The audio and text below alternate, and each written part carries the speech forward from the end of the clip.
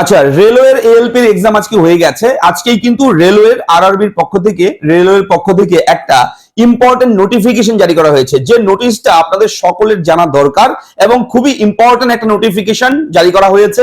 এবং নোটিশটা আপনারা অন স্ক্রিনে দেখতে পাচ্ছেন। এই নোটিশটা কিন্তু রেলওয়ে ডিপার্টমেন্ট, রেলওয়ে কর্তৃপক্ষ কিন্তু জারি করেছে। রেল ডিপার্টমেন্ট, ইন্ডিয়ান রেলওয়ের পক্ষ থেকে কিন্তু নোটিশটা জারি করা হয়েছে এবং এই নোটিশে স্পষ্ট করে উল্লেখ রয়েছে যে বিষয়গুলো, সেগুলো আমি ডিসকাশন করব এই ভিডিওতে। অবশ্যই আপনারা ইউটিউবে, ইন্টারনেটে, গুগলে বিভিন্নভাবে সার্চ করেও দেখতে পারেন, চেক করতে পারেন, আপনারা ভেরিফাই করতে পারেন এই নোটিশটাকে।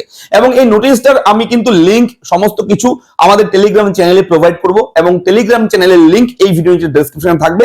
আপনারা অবশ্যই, গুরুত্বপূর্ণ বিষয় রয়েছে সেটা, সেহেতু অবশ্যই আপনারা টেলিগ্রামে জয়েন হবেন আমাদের এবং সেখানে কিন্তু এই নোটিফিকেশনটা পেয়ে যাবেন। এবং অন স্ক্রিনেও রয়েছে এবং ইন্ডিয়ান রেলওয়ের লোগো দেওয়া রয়েছে নোটিশে, একদম অরিজিনাল অথেন্টিক একটা নোটিফিকেশন দেখাচ্ছি।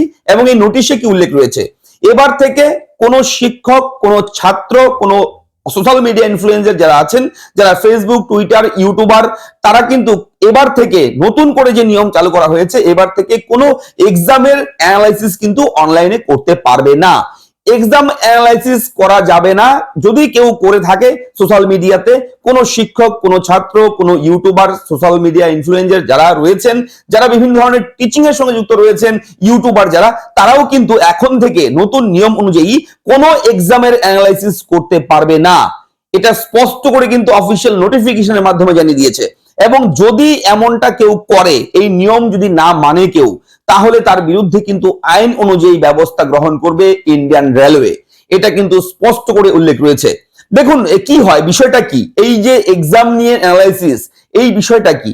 এই বিষয়টা হচ্ছে, ধরুন আজকে এএলপির এক্সাম হয়ে গেছে। এবার এক্সাম হওয়ার পর কোশ্চেন নিয়ে বিভিন্ন ইউটিউব চ্যানেলে কিন্তু অ্যানালাইসিস হয়, যে কোশ্চেন কি কি ছিল এক্সামে, কেমন ধরনের কোশ্চেন হয়েছে, কিংবা আগামীতে যে পরীক্ষা রয়েছে, গ্রুপ ডি হোক, যে কোনো পরীক্ষা হোক রেলের, সেই পরীক্ষায় কোন কোন কোশ্চেন আসতে পারে, এমন ধরনের বিভিন্ন ধরনের যে কোশ্চেন রিলেটেড, এক্সাম রিলেটেড যে অ্যানালাইসিস গুলো হয়, তো সেই সমস্ত বিষয় নিয়ে কোন রকম অ্যানালাইসিস হবে না, করা যাবে না।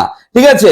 যদি কেউ করে তার বিরুদ্ধে আইন অনুযায়ী ব্যবস্থা গ্রহণ করবে ভারতীয় রেল। এই যে নিয়মটা, এই যে নতুন নোটিশটা বিজ্ঞপ্তির মাধ্যমে জানিয়েছে, এখন থেকে যে নিয়ম লাগু করা হয়েছে, সেই নিয়মটা ঠিক হলো নাকি ব্যাঠিক হলো, ভুল করলো না ঠিক করলো, ভালো হলো না খারাপ হলো, সেটা আমি কিন্তু আপনাদের উপর ছেড়ে দিলাম।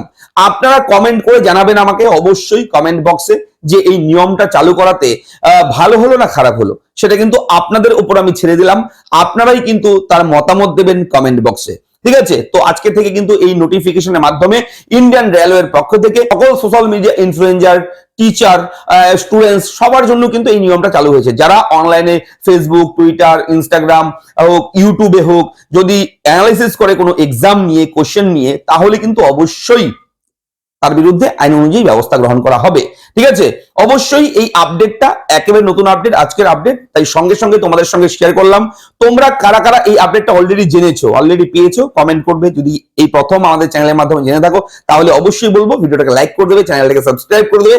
এই ধরনের ছোট বড় ব্রেকিং আপডেট আমরা কিন্তু প্রতিদিন বিভিন্ন সময় আপনাদের জন্য, সকলের জন্য আমরা কিন্তু প্রোভাইড করি। এই চ্যানেলটা সাবস্ক্রাইব করতে ভুলবেন না। দেখা হচ্ছে পরবর্তী ব্রেকিং আপডেটে। ভালো থাকবে, ধন্যবাদ।